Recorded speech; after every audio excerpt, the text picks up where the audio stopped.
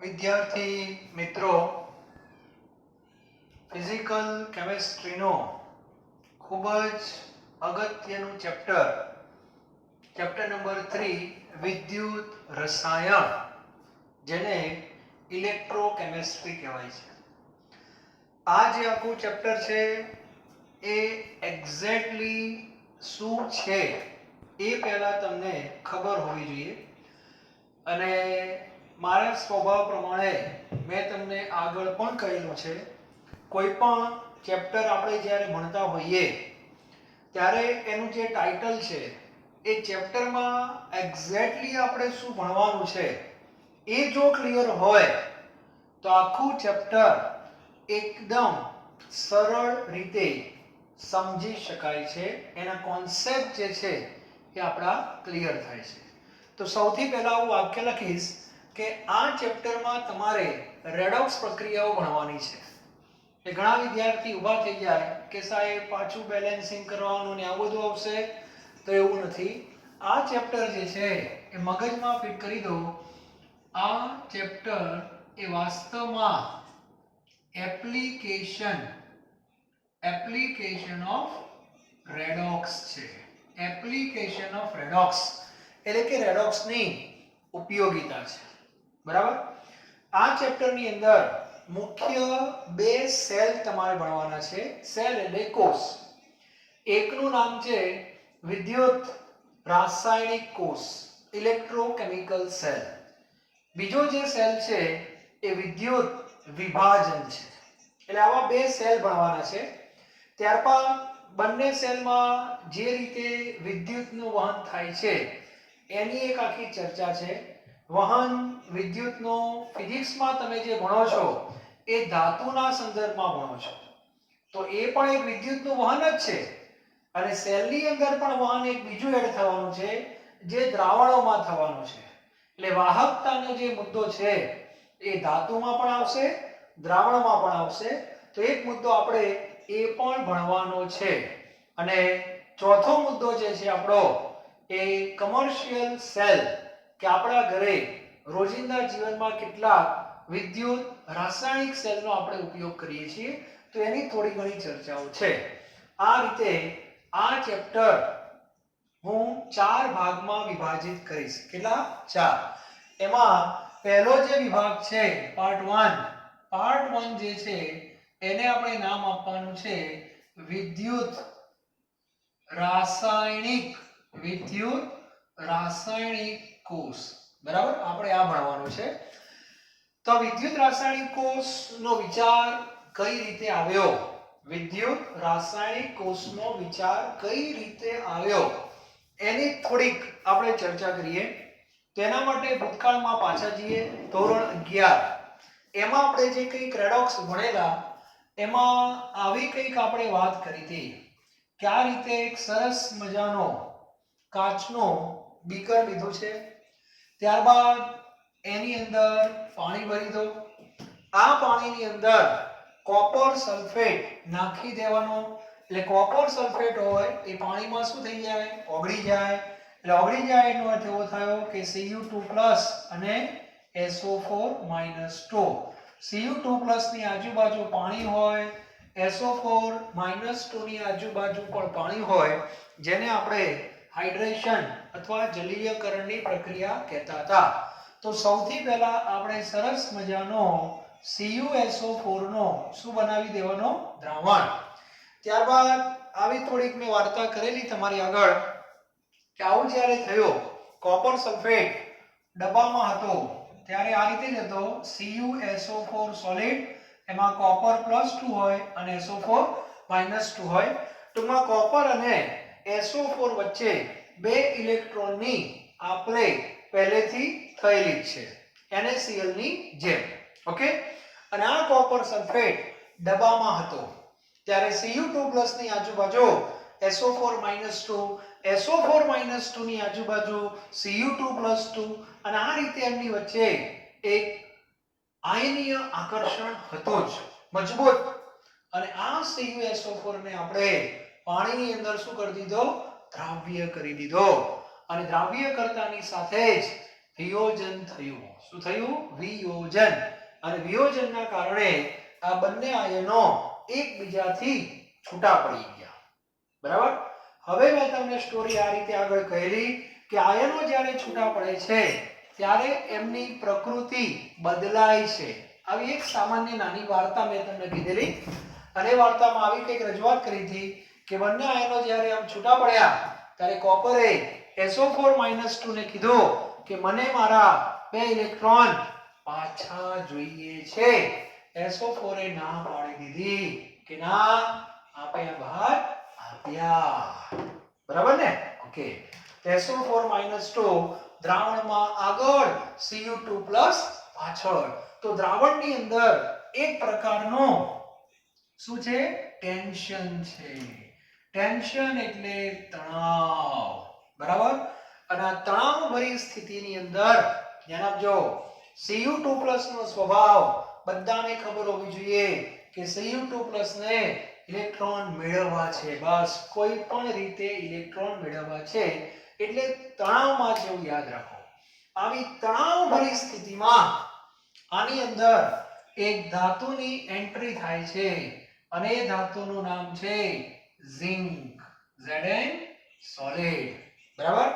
અને Zn solid ની જેવી એન્ટ્રી થાય છે એટલે Cu2+ આ Zn ના સળિયાની આજુબાજુ ગોળ ગોળ ફરે છે.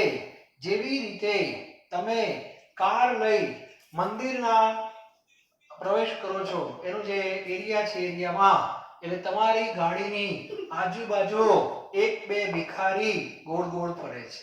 સાચું કે ખોટું? કારણ ભિખારીનો સ્વભાવ પહેલેથી નક્કી છે કે પૈસા મેળવવા છે. અને જ્યારે તમારા જેવી કોઈ વ્યક્તિ કાર લઈને ત્યાં આવશે એટલે સ્વાભાવિક છે કે એને એક આશાનો કિરણ દેખાશે કે ગાડીમાંથી ઉતરનાર વ્યક્તિ અમને પૈસા આપશે. બરાબર? એવા જ કંઈક હેતુથી Cu2+ Zn ના સળિયાની આજુબાજુ ગોળ ગોળ ફરે છે. બરાબર? હવે પ્રશ્ન એ આવશે કે પૈસા આપવા કે ન આપવા, એ તો આપણા ઉપર આધારિત છે. બરાબર છે? એવી જ રીતે ઇલેક્ટ્રોન આપવા કે ન આપવા એનો આધાર Zn ઉપર છે. જે શેના પરથી નક્કી થાય? તો અત્યારે યાદ રાખો, સક્રિયતાની વૃત્તિ. અત્યારે ખાલી આટલું યાદ રાખો. તો આગળના ધોરણમાં તમે ભણી ગયા છો ઝિંક અને કોપર. બરાબર? આ બંનેમાં બંને ધાતુઓ જ છે, પણ આ બે ધાતુઓમાં ઇલેક્ટ્રોન ગુમાવવાની પ્રબળ વૃત્તિ કોની છે? Zn ની છે. અને ગાણિતિક ભાષામાં પણ આપણે સાબિત કરવાના છીએ કે Zn નો ઓક્સિડેશન પોટેન્શિયલ કોપર કરતા વધુ છે. એ આખી એક ટેબલ છે જેને શ્રેણી કહેવાય છે. એ બધું આપણે જોઈશું. અત્યારે આટલું યાદ રાખો કે Zn ની ઇલેક્ટ્રોન ગુમાવવાની વૃત્તિ કોપર કરતા વધુ છે. એનો સીધો અર્થ એવો થાય કે Zn કોપરના આયનને ઇલેક્ટ્રોન આપશે. એટલે અહીંયા પ્રક્રિયા આવી થવાની, Zn સોલિડ એ તરત જ શું કરશે? 2 ઇલેક્ટ્રોન ગુમાવશે અને Zn નું રૂપાંતર Zn2+ માં થશે. Zn2+ દ્રાવણની અંદર આવશે. Zn2+ દ્રાવણની અંદર આવશે અને આ ઇલેક્ટ્રોન જે બહાર નીકળ્યા તરત કોણ લઈ લેશે? Cu2+.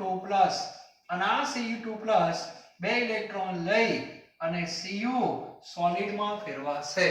અને ભૂતકાળમાં આપણે રેડોક્સ ભણી ગયા, ઇલેક્ટ્રોન ગુમાવવાની પ્રક્રિયાને ઓક્સિડેશન કહેવાય અને ઇલેક્ટ્રોન મેળવવાની પ્રક્રિયાને રિડક્શન કહેવાય. તો આને કહેવાય ઓક્સિડેશન અને આને કહેવાય રિડક્શન.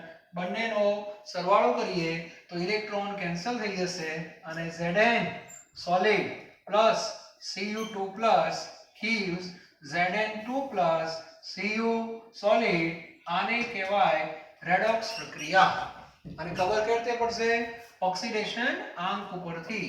Zn નો ઓક્સિડેશન આંક 0 છે, અહીંયા ઓક્સિડેશન આંક +2 છે.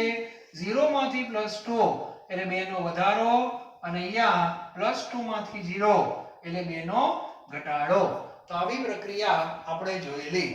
હવે આ પ્રક્રિયા ક્યાં થઈ? તો આ દ્રાવણની અંદર થઈ ગઈ. આ બધું આપણે ભણી ગયા છે ધોરણ 11 માં. અને આ પ્રક્રિયા થવાથી દ્રાવણનો પ્રકાર બદલાઈ ગયો. પહેલું દ્રાવણ શેનું હતું? CuSO4 નું હતું. હવે દ્રાવણ શેનું થઈ ગયું? ZnSO4 નું. કારણ કે Zn2+ SO4 - 2 ને પ્રેક્ષક આયન કહેવામાં આવે છે. એનો તો કોઈ રોલ છે જ નહીં. અને આ દ્રાવણનો પ્રકાર બદલાઈ ગયો. અને આ પ્રક્રિયા કઈ થઈ? રેડોક્સ.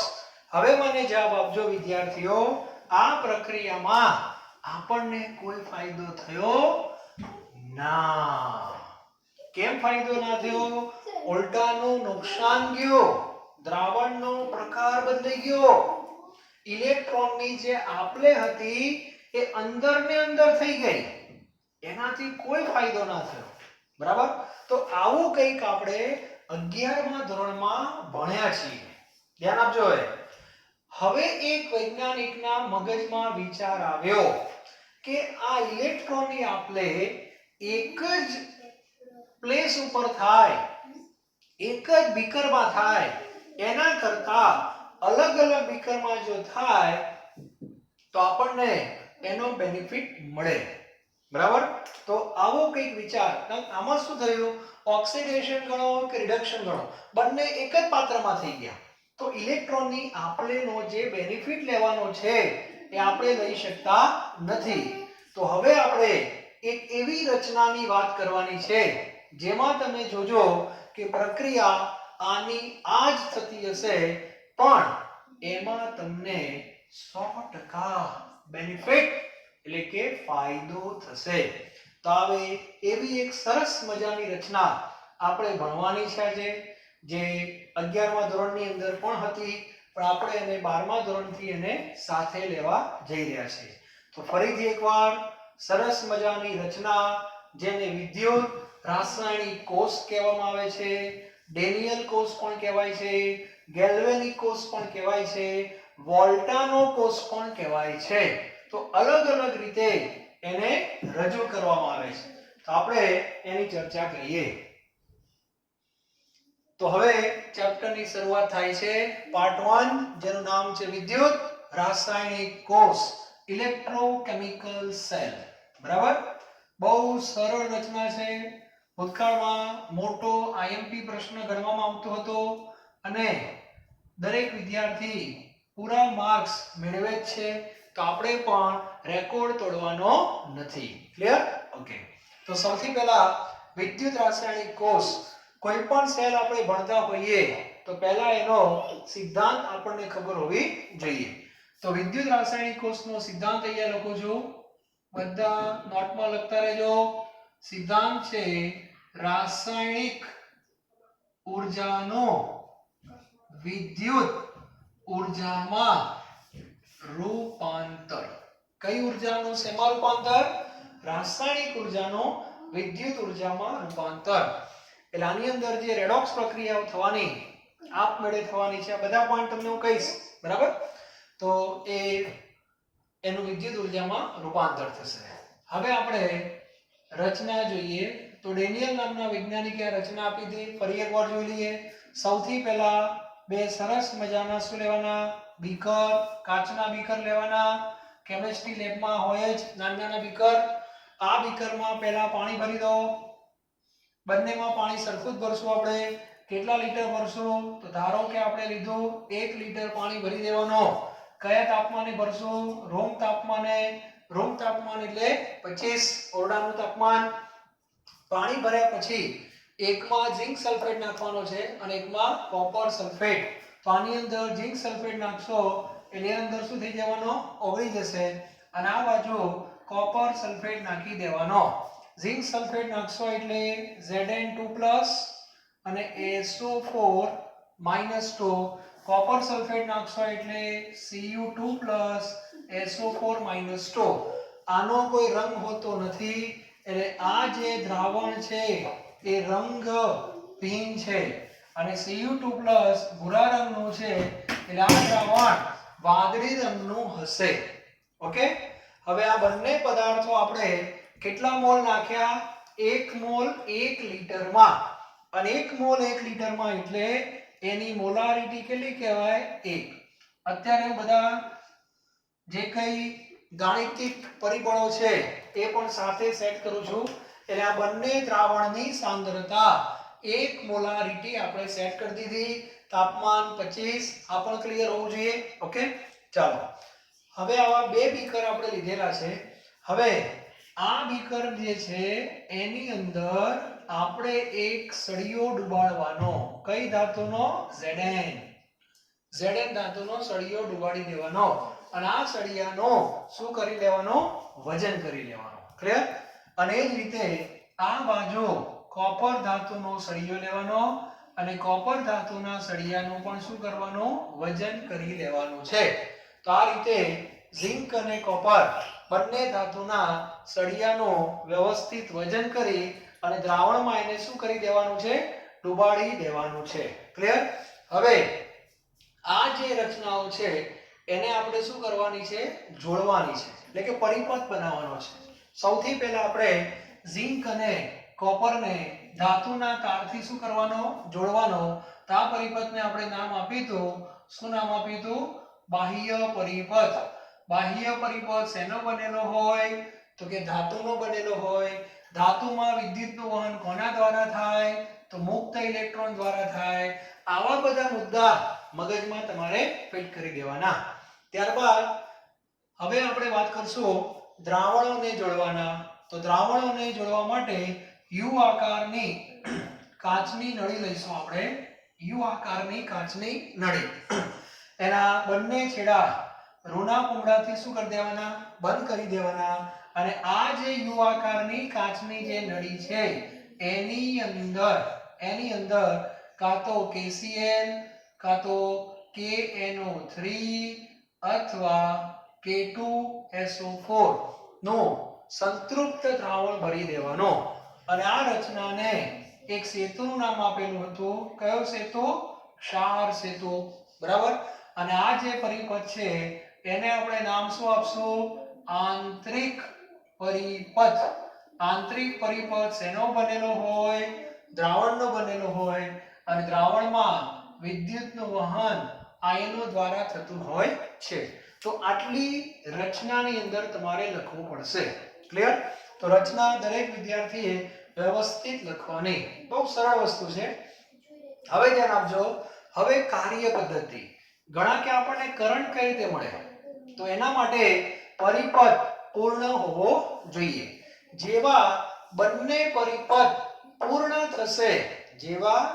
પરિપથ પૂર્ણ થશે બંને એટલે કયા બાહ્ય અને આંતરિક બંને જેવા બંને સંપૂર્ણ થશે તરત જ આની અંદર નાટક ચાલુ થઈ જશે અને એ નાટકનું નામ છે રેડોક્સ પ્રક્રિયા રેડોક્સ એટલે ઓક્સિડેશન અને રિડક્શનનો સમન્વય હવે પ્રક્રિયા કઈ રીતે થશે આપણે જોઈએ તો આ બાજુ પણ ધાતુ છે આ બાજુ પણ ધાતુ છે ધાતુઓ ઇલેક્ટ્રોન ગુમાવે છે વધારે સક્રિય ધાતુ કઈ તો Zn છે તો Zn નું શું થવાનું ઓક્સિડેશન તો પ્રક્રિયા આમ થશે Zn સોલિડ એમાંથી ધીરે ધીરે Zn2+ અને બે ઇલેક્ટ્રોન છૂટા પડશે Zn2+ દ્રાવણની અંદર એન્ટ્રી લેશે ઇલેક્ટ્રોન ક્યાં જશે બહાર કહેવાનો અર્થ એ છે આ આયન કહેવાય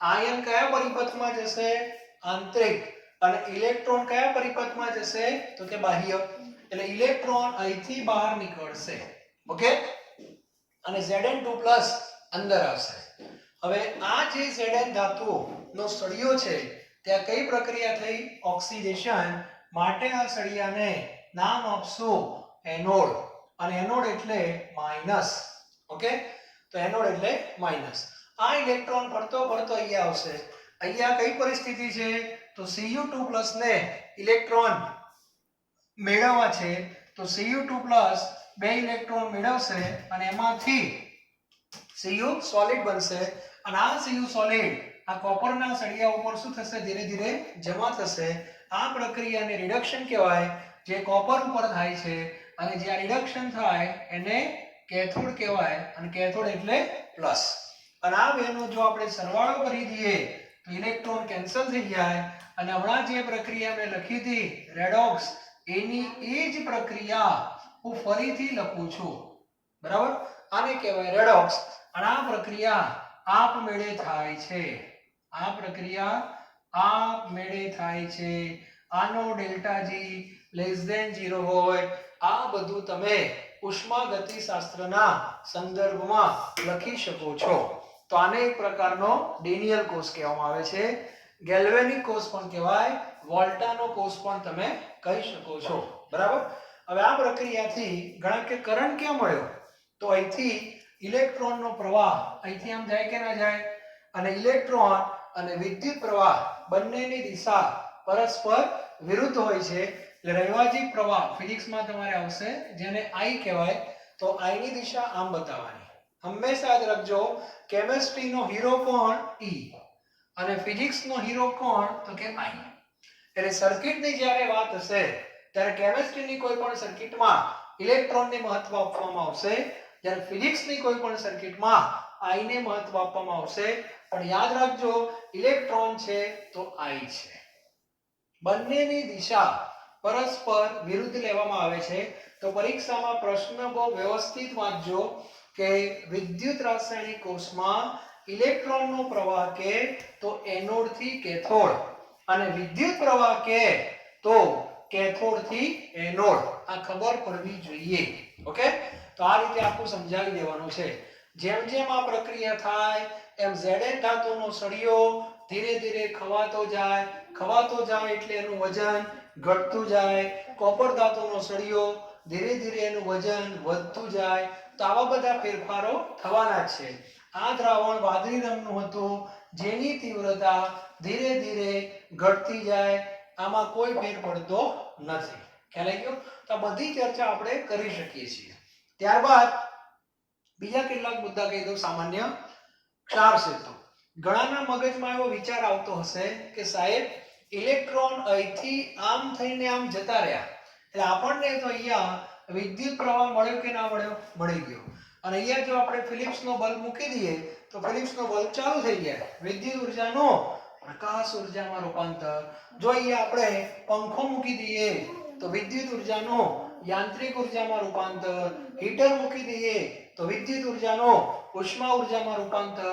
તો આ બધા રૂપાંતર તો થઈ ગયા. તો સાહેબ આ વચ્ચે શોભાના ગાંઠિયા જેવો ગાંધીનગરમાં સૌરાષ્ટ્રના ગાંઠિયા મળે, બરાબર? પણ અહીંયા શોભાના ગાંઠિયા જેવો ક્ષાર સેતુ શું કામ મૂકેલો છે? આ વ્યવહારિક પ્રશ્ન છે.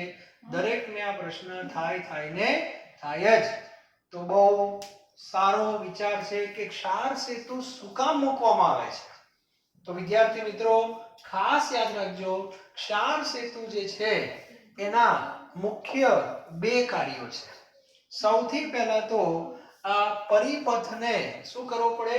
જોડવો પડે, પૂર્ણ કરવો પડે. એનું મુખ્ય કાર્ય છે. એટલે ક્ષાર સેતુનું પહેલું જે કાર્ય છે એ બે દ્રાવણોને જોડવાનો. યાદ રાખજો. અને ત્યાર પછીનું બીજું કાર્ય બે દ્રાવણો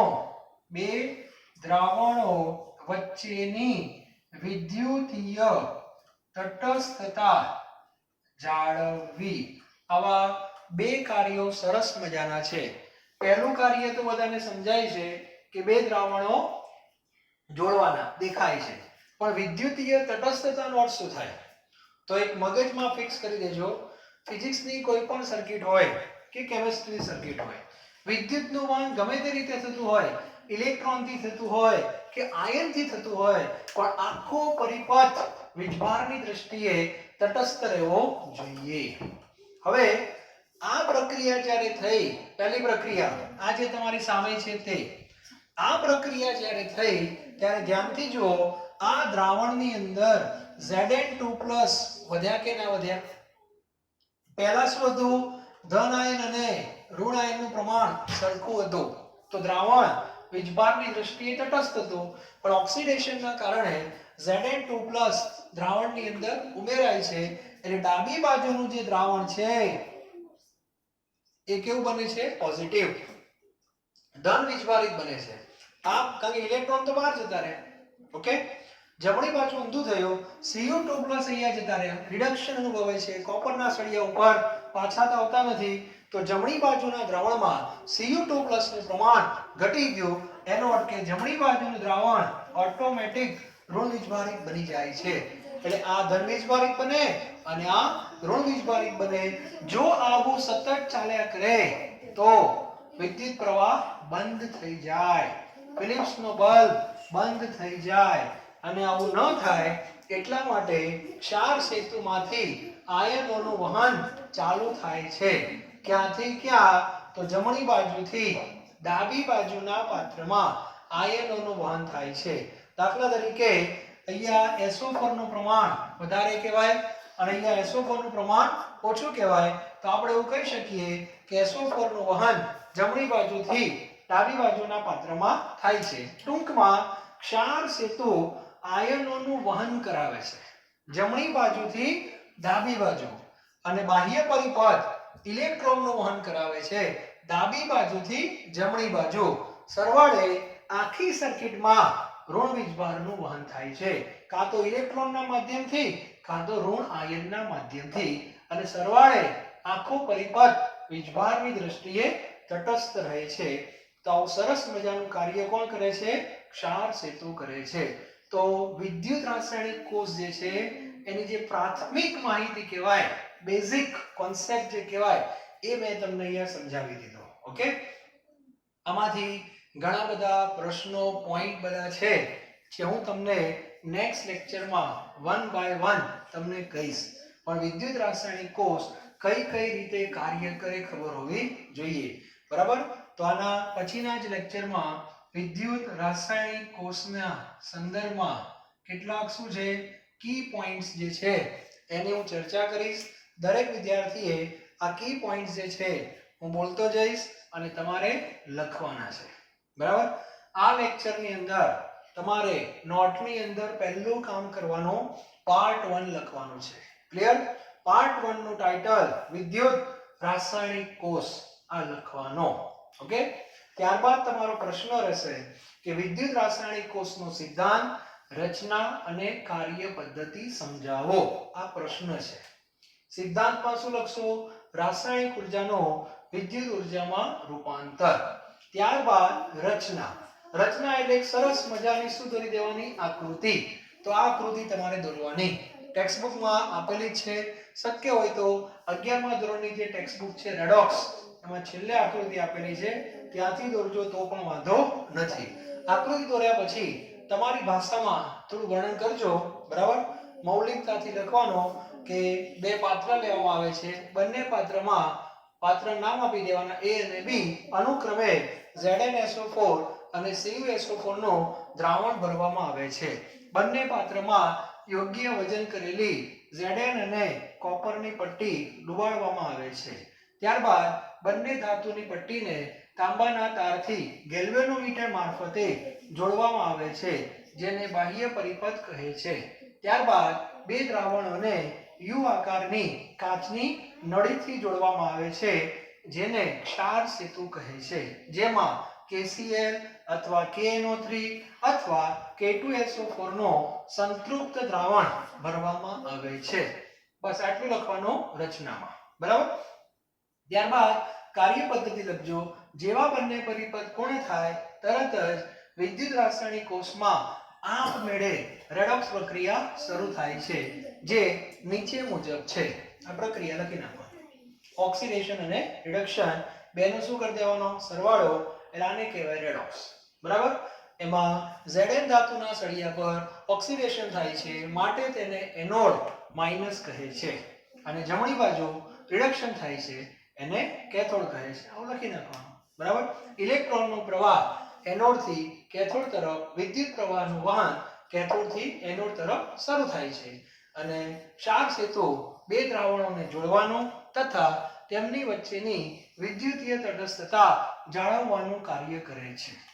ઓકે, અને કઈ રીતે કરે છે સમજાવી દેવાનું કે આ પ્રક્રિયા થાય ત્યારે આ દ્રાવણ ધન વીજભારિત બને, આ પ્રક્રિયા થાય તો આ દ્રાવણ ઋણ વીજભારિત બને, અને જો આવું થાય તો સેલ કાર્ય કરતો બંધ થઈ જાય. ક્લિયર? અને કાર્ય કરતો બંધ થઈ જાય તો ફિલિપ્સનો બલ્બ બંધ થઈ જાય. તો આવું ન થાય એ માટે ક્ષાર સેતુ જમણી બાજુથી યોગ્ય આયનોનો ડાબી બાજુના પાત્રમાં વહન કરાવે છે અને આ રીતે બંને દ્રાવણોની વિદ્યુતીય તટસ્થતા જળવાઈ રહે છે. તો આટલું દરેક વિદ્યાર્થીએ લખવાનું છે. ક્લિયર? આના પછીના લેક્ચરમાં હું તમને લખાઈશ કી પોઈન્ટ્સ. બરાબર? એ ખાસ તમારે યાદ રાખવાના છે. એટલે આપણે આખું ચેપ્ટર એકદમ બોટમ થી ઉપાડીએ છીએ. ટેક્સ્ટ બુકમાં ઘણા બધા મુદ્દા કાઢી નાખ્યા છે. ટુ ધ પોઈન્ટ એક બધી વાત કરી છે, પણ આપણે સમજવાનું છે ચેપ્ટરને આખું વ્યવસ્થિત. એટલે જે હું આવતીકાલે તમને જે કી પોઈન્ટ્સ લખાવું એ બહુ અગત્યના છે. બરાબર છે? એની આપણે આવતીકાલે ચર્ચા કરશું. Thank you very very much.